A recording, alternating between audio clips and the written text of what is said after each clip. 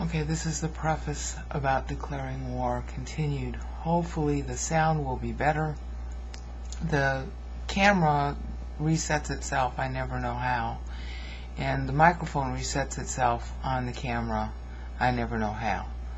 So I apologize for the sound before, hopefully it's better now. Okay, I've got to cover some very heavy things in this last part of the preface. I cover it in the video description, but I need to explain. The real danger of the KJVO movement is that it's out to destroy the Bible. The people in the movement don't know that. They don't know that because they are ignorant of the kinds of claims that the leaders of the movement make. They are ignorant of the fact that these same claims have been made before in obviously satanic contexts.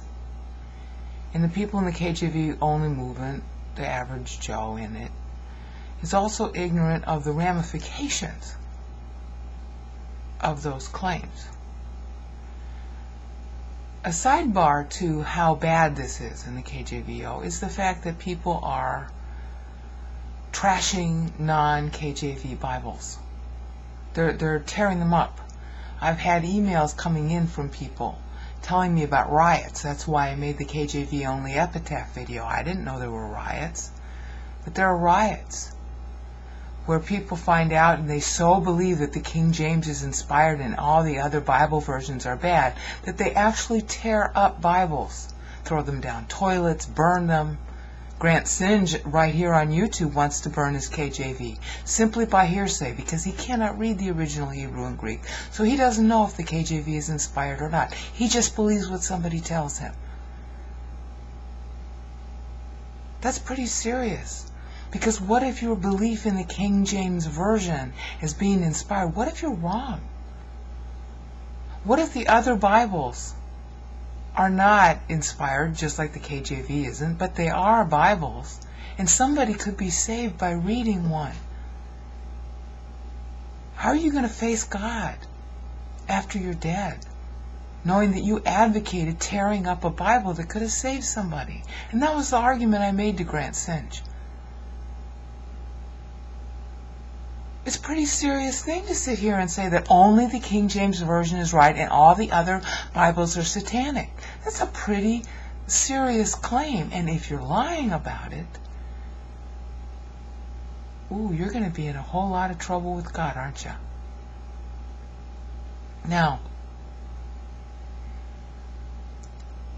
the most serious claim, actually, of all this, the most serious problem of the KJVO is that it's satanic and anti-Semitic. Anything that's anti-Semitic is satanic. And the KJVO movement is anti-Semitic in nature, even though the people in it don't mean to be anti-Semitic. And everything I've just told you is all tied together with respect to the parallels in the past when the same kinds of claims that the KJVO movement make today were made before.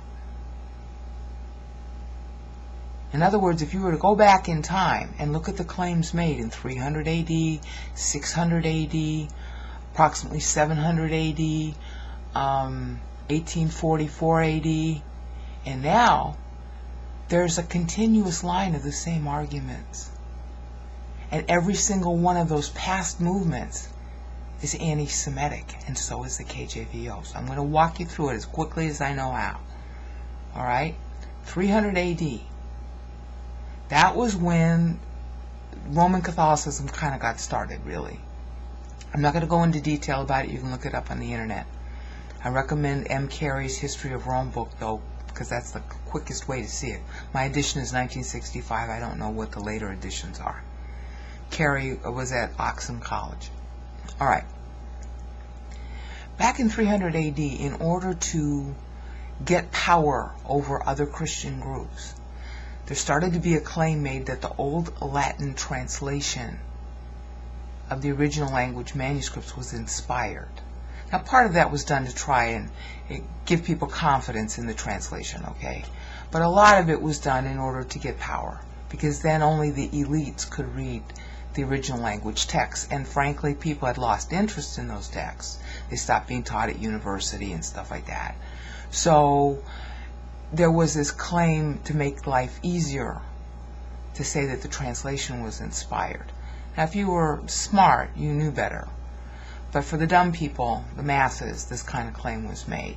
And that's what basically gave rise to the Roman Catholic Church.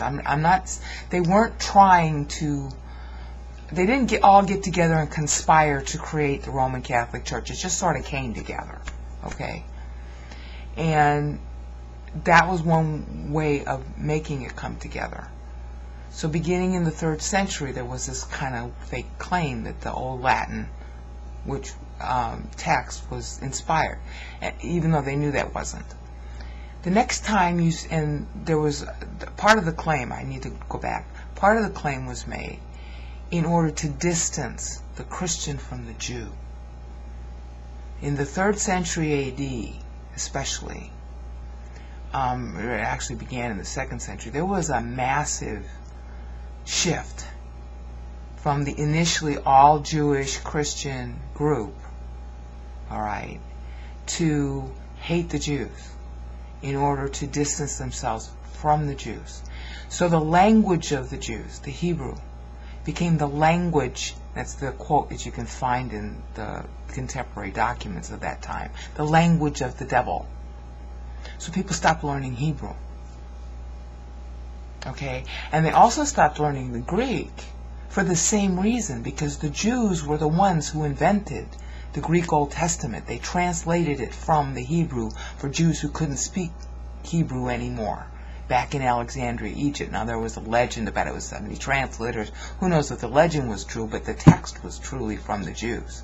And they used it for 300 years, and Christ and all the apostles and all the New Testament extensively quotes from that text. Okay? But it's a Jewish Old Testament just the same. Both of the Old Testament documents we've got are Jewish in origin. So if you are turning anti-Semitic, you're going to turn against those texts. And so it was a real handy device to take a wasn't the Vulgate then, the Old Latin translation, and say, this is inspired, so we don't have to depend on the Jews anymore. You see? It was a fuel for anti-Semitism back then. And that argument and that problem remained. And if you want to, you can go to newadvent.org, which is the Catholic organization, and read letters number 71 through 123 between Jerome and Augustine, where Jerome is chiding Augustine for having that anti-Semitic point of view. And Jerome is saying, listen, Origen's version of the Greek Old Testament isn't as good as what you have. Why aren't you reading what you have? Okay, so it was around. The Jewish Greek Old Testament was around. And he was chiding Augustine for not reading it. Now, that was anti-Semitism then, and there's a long track of anti-Semitism you can find out anywhere on the internet. My favorite book on it is Atlas of Bible and Christianity, edited by Tim Dowley. It's a really good set of maps showing anti-Semitism, how it tracked.